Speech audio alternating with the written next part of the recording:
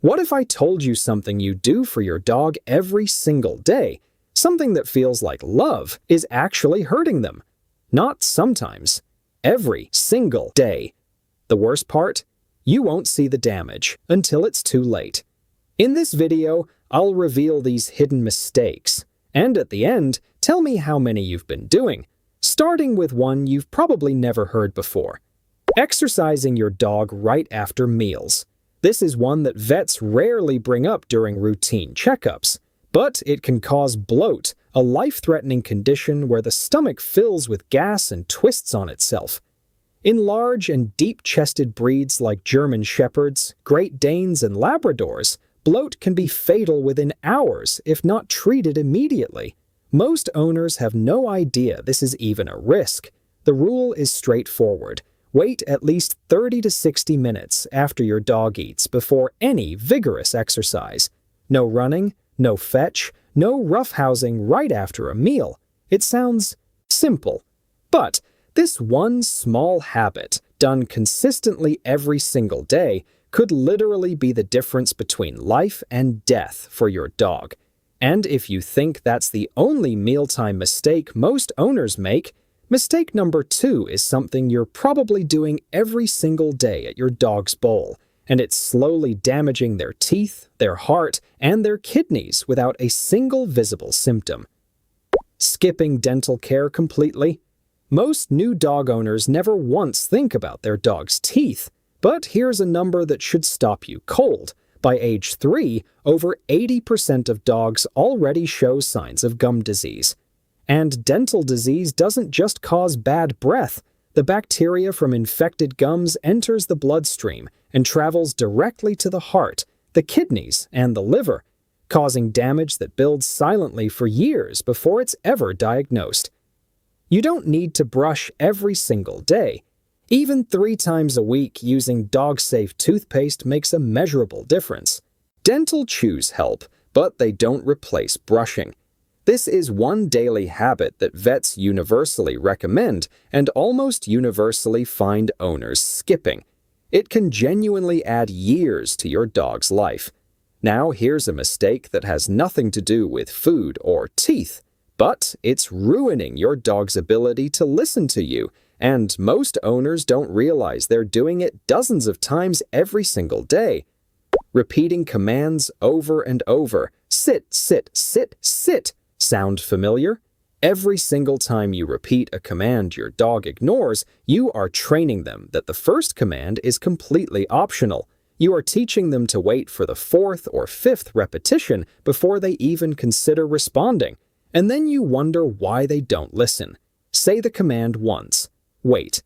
If they don't respond, calmly reset the situation and try again. But never ever repeat the same command in the same breath, hoping they'll eventually comply. Dogs are far more intelligent than most people give them credit for. They need clear, consistent signals, not a loop of the same word getting louder. The moment you stop repeating, something surprising happens. They start actually listening. Commands are one thing, but mistake 4 happens before you ever open your mouth. It happens the moment you walk through your front door, and it's one of the leading causes of separation anxiety in dogs worldwide. Overwhelming your dog the first day home. Most new owners want their dog to meet everyone immediately. Family, friends, neighbors, the kids next door. It feels exciting. But your dog's nervous system is in full overdrive. They just left the only world they ever knew. Every smell, every sound, every face is completely foreign to them. When you flood a new dog with too many people and too much stimulation in those first 24 hours, you're not creating a happy memory. You're creating a fear response that can take weeks or even months to undo. The right move is simple. Give your dog a quiet, safe space. Let them come to you on their own terms. No parties, no introductions. Just calm, quiet, and patience. The first day mistake is only the beginning, because mistake number 5 is something you're probably doing every single time you feed your dog, and it's silently training them to be anxious without you even realizing it. Free feeding instead of scheduled meals. Leaving food out all day feels kind, it feels generous. But to a dog, it sends a completely wrong signal. There's no structure, no routine, no reason to look to you as the provider. Dogs who graze all day are harder to train, more prone to weight gain, and often develop resource guarding issues as they get older. Scheduled meal times, twice a day, same time, same place, every single day, create a dog who is calmer, more focused, and genuinely looks to you for leadership. That simple shift in feeding routine changes your dog's entire energy within days. It's one of the smallest changes you can make with one of the biggest impacts on behavior. And speaking of behavior, mistake 6 goes deeper than food and feeding. It's a misunderstanding so common that it quietly breaks the bond between dog and owner, sometimes permanently. Punishing your dog after the fact. You come home. There's a mess on the floor. You point at it and scold your dog. Your dog drops their head, tucks their tail, avoids eye contact. You think they know exactly what they did wrong. They don't. That so-called guilty look is actually a fear response to your tone and your body language, not an acknowledgement of guilt. Dogs live entirely in the present moment. If more than 2 seconds have passed since the incident, they cannot connect your anger to what they did. Not because they're stubborn, because that's how their brain is wired. Punishing after the fact doesn't teach them anything, except that you are unpredictable and sometimes scary for no reason they can understand. Catch them in the act, redirect immediately, or let it go completely. Understanding how a dog's brain works changes everything, and mistake 7 affects your dog's physical safety every single walk. Yet most owners don't find out until the damage is already done. Using the wrong collar from day 1. Most new owners grab whatever collar looks good at the pet store. But the wrong collar on a dog who pulls doesn't just cause discomfort, it causes real, lasting damage. Flat collars on pulling dogs compress the trachea, put pressure on the thyroid gland, and cause nerve injuries in the neck that vets see constantly but almost never trace back to the collar during routine visits. For any puppy or new dog who hasn't yet learned loose-leash walking, a properly fitted front clip harness is almost always the safer and more humane starting point. The collar is for your dog's ID tags. The harness is for walking. That one distinction protects your dog's neck and spine every single time you step outside together. The right gear matters, but mistake 8 happens not outside, not on a walk, but right inside your bedroom every single night, and it's one of the fastest paths to serious behavioral problems most owners never see coming. Letting your puppy sleep in your bed before they're trained. The problem isn't co-sleeping itself. Plenty of well-adjusted dogs share their owner's bed happily.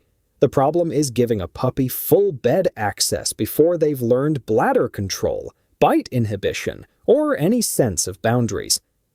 Puppies who skip straight from zero structure to sleeping in your bed often develop resource guarding around sleeping spaces, severe separation anxiety when removed, and a complete inability to settle anywhere on their own. Build the foundation first. Crate train, develop independence, establish calm, settling behavior, and then, once those things are solid, invite them up if you want to. The bond that comes from earning that privilege together is actually deeper than if you just handed it over from day 1. Mistake 9 is happening during waking hours too, and it's creating anxiety in your dog that looks exactly like disobedience or bad behavior, when really it's something else entirely. Never teaching your dog to be alone. You work from home. You're there all day, every day. Your dog is never alone for more than a few minutes. Everything feels perfect. Then, one day your schedule changes, and your dog completely falls apart. Alone time is a skill, exactly like sit or stay, and it has to be practiced in small doses from the very first week you bring your dog home. Even when you're physically present in the house, close your dog in another room for 20 minutes. Step outside briefly every day, even when you have nowhere to go. Let them experience short, calm separations regularly. A dog who has never once practiced being alone is just one unexpected life change away from developing severe, sometimes debilitating separation anxiety that takes months to treat. Mistake 10 is one that most owners get completely backwards, and it's destroying your training results one handful at a time. Giving treats for no reason. You walk past your dog, they look cute. You reach into the bag and hand them a treat. You feel good. They feel good. Everyone is happy.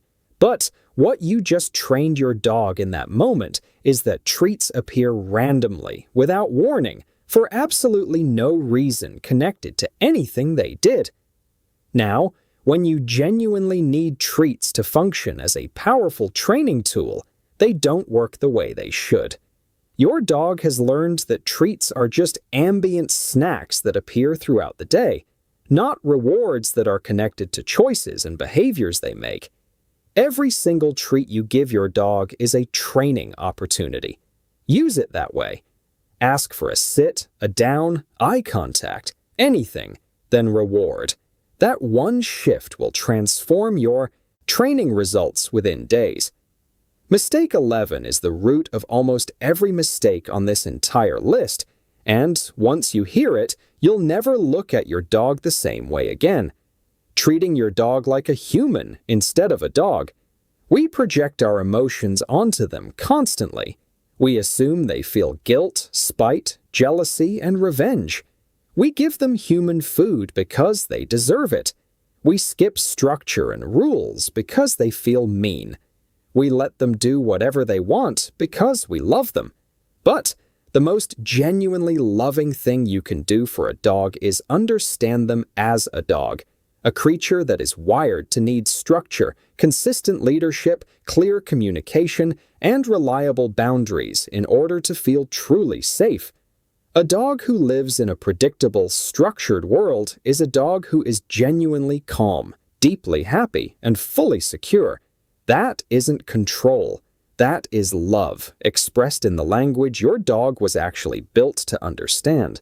And that changes everything. Mistake 12 is one that most owners only discover after the damage is already building silently inside their dog's body, sometimes for years. Skipping the vet until something goes wrong.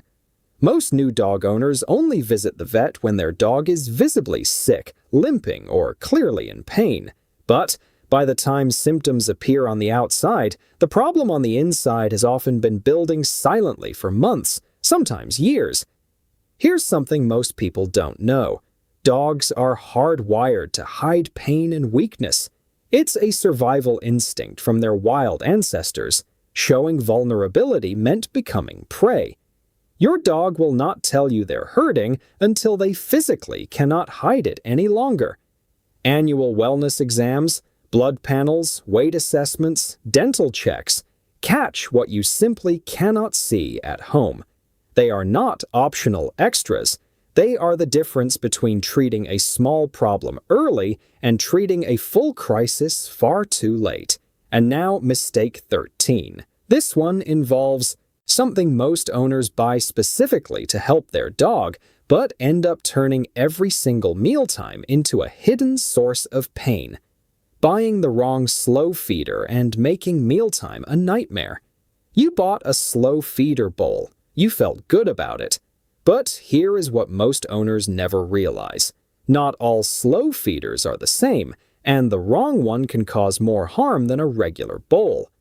Slow feeders with extremely tight, deep maze patterns force small dogs and flat-faced breeds like bulldogs and pugs to twist their neck at unnatural angles just to reach the food, putting direct pressure on the spine and causing neck strain that builds silently over months. Some hard plastic slow feeders have sharp internal ridges that cut the inside of your dog's mouth with every single meal. And oversized slow feeders given to small puppies create frustration so intense that the puppy gives up eating altogether, leading to anxiety around mealtimes that lasts for years. The right slow feeder matches your dog's breed, size, and snout shape. The wrong one turns every meal into a physical and emotional problem. But mealtime problems are only part of the picture, because mistake 14 is happening every single night after the bowl is put away, and it's quietly wiring your dog's nervous system for anxiety while they sleep. Having no consistent bedtime routine. Dogs are creatures of deep rhythm. Their internal clock regulates cortisol levels, digestion, energy, and stress hormones based entirely on daily patterns. When your schedule is unpredictable, some nights you're awake until 2 a.m., some nights asleep by 9, your dog's nervous system never fully settles into rest. A consistent wind-down routine, same last walk time, same feeding time, same quiet signal that the day is ending, tells your dog's brain that the world is safe, the day is over, and it is time to relax. Dogs with consistent evening routines sleep more deeply, wake up calmer, and display measurably lower anxiety throughout the entire following day. It costs you nothing, it requires no training equipment, and it changes your dog's baseline stress level in ways that will genuinely surprise you. Mistake 15 feels completely harmless. Most owners even believe they're doing their dog a favor, yet it plants the seed for an aggression problem that's almost impossible to fix once it's fully set in. Letting your puppy win every play fight. You're playing tug. Your puppy growls, digs in, pulls with everything they have. You laugh and let go.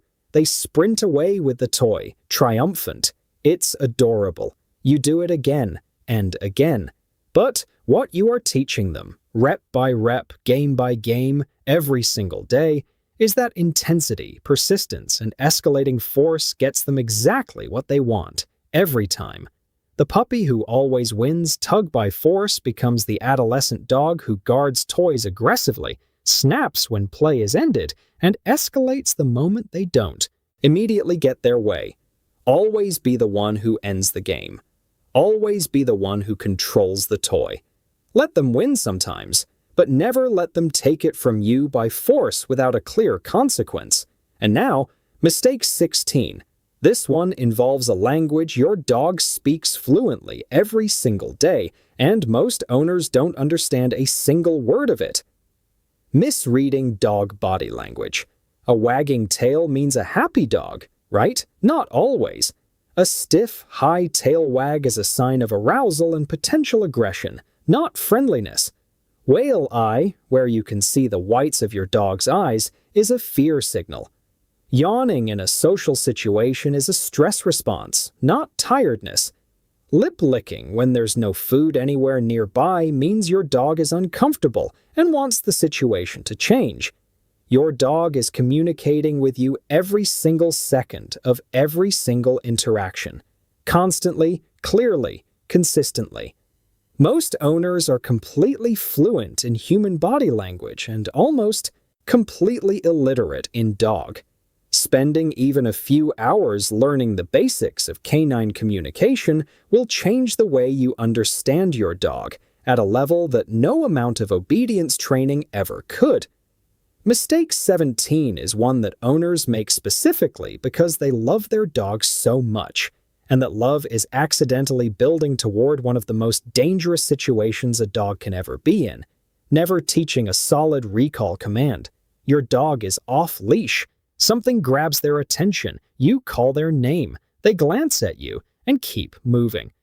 Most owners at this moment start chasing, calling louder and louder in a voice full of panic and frustration, which teaches the dog one very clear lesson. Coming back means the fun ends, and the owner is stressed. A reliable recall is the single most important safety skill your dog can ever have. It can stop a car accident, a dog fight, or a lost dog situation in under 3 seconds. And it is built through one thing only: making coming back to you the absolute best possible outcome every single time. Enormous treat, genuine celebration. Make recall feel like winning the jackpot. Do that consistently, and your dog will run back to you from anything. And now the final mistake, the one I saved for last because it's the most emotionally honest mistake on this entire list, and almost every dog owner has been guilty of it at some point. Skipping crate training because it feels cruel. The crate looks exactly like a cage. It looks like confinement, like punishment. And so most new owners skip it entirely out of kindness, and then spend the next 2 years dealing with a dog who destroys furniture, cannot settle anywhere in the house, has accidents regularly, and falls apart completely when left alone. A properly and patiently introduced crate is not a prison. To a dog, it is a den, a quiet, safe, completely predictable space that belongs entirely to them and no one else. Dogs who are crate trained show measurably lower anxiety, recover faster from stressful events, travel with far less difficulty, and are dramatically easier to house train. Introduce it slowly. Make it positive from the very first day. Never use it as punishment. Your dog will choose to sleep in it on their own within weeks. So, those are the mistakes new dog owners make that vets almost never warn you about. Now, I want to hear from you. Comment below with the number of mistakes on this list that apply to you right now. Honestly, whether it's 2 or 18, drop your number below. No judgment. Every single one of us starts somewhere, and knowing is always the first step. If this video helped you, hit that like button. It genuinely helps more dog owners find this before the damage is done. And subscribe, because the next video covers the human foods most owners give their dogs every single day that are slowly destroying their gut health. Number 3 on that list will genuinely stop you. Cold. I'll see you there.